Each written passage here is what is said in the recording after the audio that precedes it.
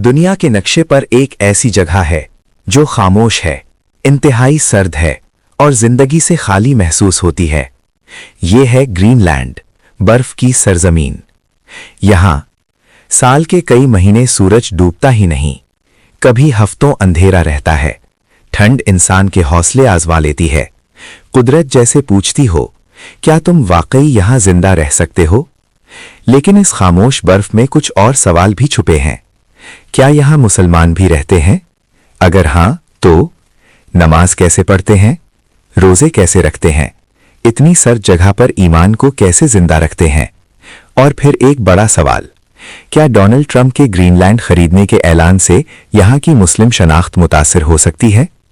आज हम आपको एक ऐसी कहानी सुनाने जा रहे हैं जो सिर्फ ग्रीनलैंड की नहीं, बल्कि ईमान, हिजरत, सियासत और इंसानियत की है। ग्रीनलैंड का मतलब है सब्ज जमीन, जबकि हकीकत यह है कि आज इसका 80% हिस्सा बर्फ से ढका हुआ है। ये नाम 10वीं सदी में वाइकिंग रहनुमा एरिक द रेड ने रखा। वो जानता था, अगर इस जगह को बर्फानी जमीन कहा गया तो कोई नहीं आएगा, इसलिए उसने एक सियासी चाल चली और नाम रख दिया ग्रीनलैंड। वाइकिंग आए, आबाद हुए, लेकिन कुदरत के सामने हार गए। आखिर में सिर्फ मकामी लोग बचे जो हजारों साल से कुदरत के साथ जीना जानते थे। इस वक्त ना मस्जिद थी, ना चर्च और ना कोई मुसलमान। ये सब हिजरत से शुरू हुआ। 20वीं सदी में लोग रोजगार और तालीम के लिए मुख्तलिफ मुल्कों में जाने लगे। चूंकि ग्रीनलैंड डेनमार्क के जेरे इंतजाम है, इसलिए मुसलमान ज्यादातर यहां से आए। डेनमार्क, तुर्की, पाकिस्तान, मशरिक़े वस्ता।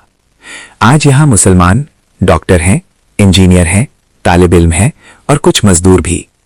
इनकी तादाद हजारों में नहीं, बल्कि सिर्फ चंद सौ में है। लेकिन याद रखें, इस्लाम अक्सरियत से नहीं, यकीन से जिंदा रहता है।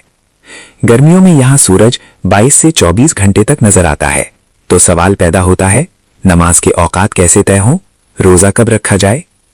उलमा ने इजाजत दी, या मक्का के औकात फॉलो करो, या करीबी मुल्क के, या ज्यादा से ज्यादा 18 घंटे का रोजा। यहां फिक्र आसानी पैदा करती है। रमजान में बाहर बर्फ, अंदर भूख और प्यास। ये रमजान सिर्फ जिस्म का नहीं, रूह का इम्तिहान होता है। यहां इस्लामी स्कूल नहीं, मदरसा नहीं, कुरान टीचर नहीं, माँ बाप खुद बच्चों को पढ़ाते हैं। जूम पर कुरान क्लास होती है, घरों में इस्लामी माहौल बनाने की कोशिश की जाती है। लेकिन फिर भी कुछ बच्चे नमाज छोड़ देते हैं, कुछ हिजाब उतार देते हैं, इस्लाम को प्राइवेट बना लेते हैं। वालिदैन के दिल में एक ही सवाल रहता है, क्या हमारी औलाद मुसलमान रह पाएगी? जुमा आए तो कई मुसलमान सैकड़ों किलोमीटर सफर करके इकट्ठे होते हैं। ईद आए तो चंद सफ़े, चंद सजदे और चंद आंखें जो एक दूसरे को देखकर ये यकीन ताज़ा करती हैं, हम अकेले नहीं हैं।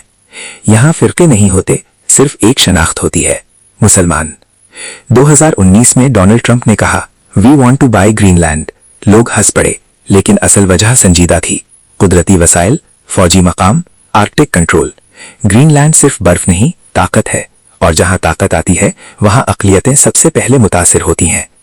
अच्छी बात यह है कि डेनमार्क निस्बतन टॉलरेंट मुल्क है, इसलिए मुसलमानों को कुछ आज़ादी हासिल है। लेकिन ये आज़ादी कानून की है, दिलों की नहीं।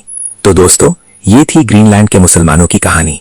अगर वीडियो पसंद आए तो लाइक करें, शेयर करें, चैनल को सब्सक्राइब करें, ताकि हम आपके लिए ऐसी और डॉक्यूमेंट्रीज लाते रहें।